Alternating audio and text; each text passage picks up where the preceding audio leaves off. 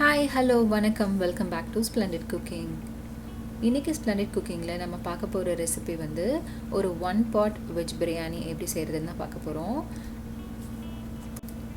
இது வந்து நம்ம எந்த ஸ்டோர் பாட் மசாலா எதுவுமே நம்ம சேர்க்க போகிறதில்ல. நம்மளே ஒரு மசாலா அரைச்சி அதை மட்டும்தான் யூஸ் பண்ண போகிறோம். ஸோ வீடியோக்குள்ளே போகிறதுக்கு முன்னாடி மறக்காமல் என் சேனலை சப்ஸ்கிரைப் பண்ணுங்கள். ஃபஸ்ட்டு வந்து ஒரு மிக்ஸி ஜாரில் நம்ம மசாலா அரைக்கிறதுக்கான பொருட்கள்லாம் சேர்த்துக்கலாம். ஒரு சின்ன துண்டு பட்டை, 4 கிராம்பு, ஒரு காஞ்ச மிளகாய் சேர்த்துக்கோங்க. காரத்துக்கு ஏற்ற மாதிரி கூட்டவோ குறைக்கவோ செஞ்சுக்கோங்க. இப்போ இது கூட ஒரு அரை பெரிய வெங்காயம் சேர்த்துருக்கேன். 1 டீஸ்பூன் இஞ்சி பூண்டு விழுது. இதை வந்து நல்லா நைஸாக ஒரு பேஸ்ட் மாதிரி கொஞ்சமாக தண்ணி விட்டு அரைச்சி எடுத்துக்கோங்க. இது மட்டும்தான் நம்ம சேர்க்க போகிறோம். இதில் வந்து நான் மீல் மேக்கர் ஆட் பண்ணுறதுனால அதை முதலே சுடு தண்ணியில் போட்டு வச்சுக்கிறேன். இப்போ அதை வந்து நல்லா புழிஞ்சு அதில் கொஞ்சம் கூட தண்ணி இல்லாத மாதிரி 2-3 தடவை வாஷ் பண்ணி அதை நல்லா புழிஞ்சு எடுத்துக்கோங்க. அப்போ தான் அந்த மீல் மேக்கரோட வாசம் வந்து இல்லாமல் நல்லாயிருக்கும். இப்போ வந்து ஒரு குக்கரில் வந்து நான் கடலெண்ணெய் சேர்த்துக்கிறேன். அதோட 1 டீஸ்பூன் நெய் சேர்த்துக்கோங்க.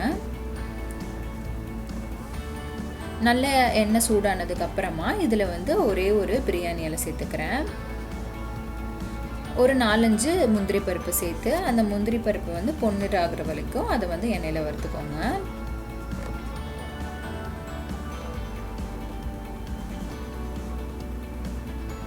இப்போ இதில் வந்து ஒரு பெரிய வெங்காயத்தை வந்து நான் நீல வாக்கில் நறுக்கி சேர்த்துருக்கேன். இந்த வெங்காயம் வந்து நல்லா ப்ரௌன் ஆகி வரணும். அது வரைக்கும் நல்லா வதக்கிக்கோங்க. இந்த வெங்காயம் அதிகமாக வதங்க பிரியாணி நல்லா டேஸ்ட்டாக இருக்கும். நல்லா இந்த மாதிரி ப்ரௌன் ஆகுற வரைக்கும் வறுத்தெடுத்துக்கோங்க.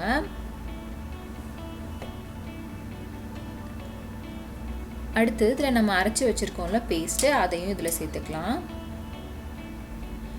இதை வந்து மீடியம் ஃப்ளேமில் வச்சு நல்லா அந்த பச்சை வாசனைலாம் மசாலாவோட பச்சை வாசனைலாம் போய் நல்லா எண்ணெய் பிரிஞ்சு வர அளவுக்கு இதை வந்து நல்லா எண்ணெயில் இப்படி எண்ணெய் பிரிஞ்சு வரணும். அந்தளவுக்கு நல்லா வதக்கிக்கணும்.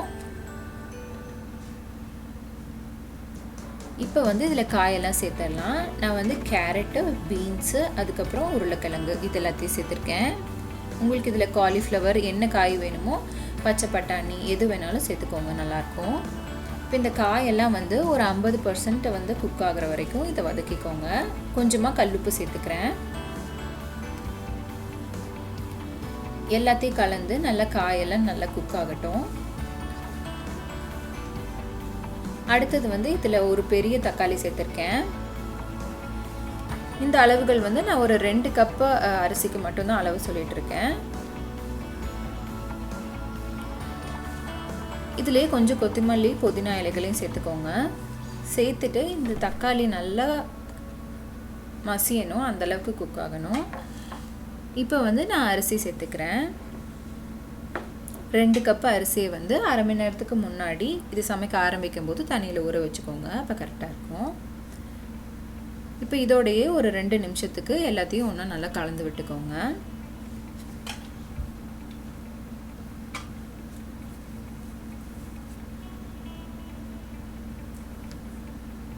இப்போது 2 கப்பு அரிசிக்கு வந்து 4 கப்பு தண்ணி சேர்க்கறதுக்கு முன்னாடி வந்து நான் ஸ்ட்ரெயின் பண்ணி வச்சுருந்த மீல் மேக்கரையும் இதில் வந்து சேர்த்து நான் கலந்து விட்டுக்கிறேன். இந்த ஸ்டேஜில் மீல் மேக்கர் சேர்த்தா போதும். இப்போ வந்து நம்ம 4 கப்பு தண்ணி இதில் சேர்த்துக்கலாம். எல்லாத்தையும் நல்லா ஒரு தடவை கலந்து விட்டுட்டு உப்பு, காரம் எல்லாத்தையும் இந்த ஸ்டேஜில் வந்து செக் பண்ணிக்கோங்க. இப்போ இதை வந்து மூடி வச்சு தண்ணி நல்லா கொதி வர அளவுக்கு ஒரு 5 நிமிஷம் விட்டுருங்க. இப்போ சாப்பாடு நல்லா ஒரு 70% குக் ஆனதுக்கு அப்புறமா நம்ம குக்கர் போட்டு விசில் வச்சுக்கலாம். இதுலேயே வந்து கொஞ்சமாக மல்லி இலையும் புதினாவையும் மேலே சேர்த்துக்கோங்க. இப்போ குக்கரை க்ளோஸ் பண்ணி மீடியம் ஃப்ளேமில் 2 விசிலுக்கு நான் வச்சு எடுத்துக்க போகிறேன்.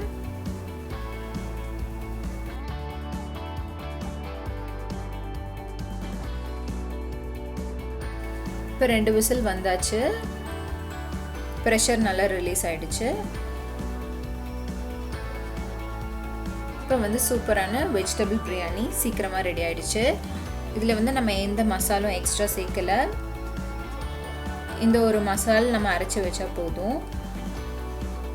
இப்போ இதோடய கொஞ்சமாக லெமன் ஜூஸ் சேர்த்துக்கிறேன்.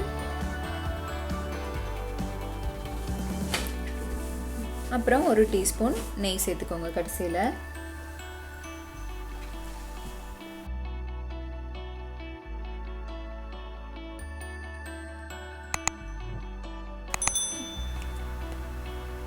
ஸோ இந்த வீடியோ உங்களுக்கு பிடிச்சிருக்குன்னு நம்புகிறேன். வீடியோ பிடிச்சிருந்தா மறக்காமல் லைக் பண்ணுங்கள், ஷேர் பண்ணுங்கள், அண்ட் ஆல்சோ சப்ஸ்கிரைப் பண்ணுங்கள். இன்னொரு யூஸ்ஃபுல்லான வீடியோவில் உங்களை வந்து நான் பார்க்குறேன். until then, thank you and bye.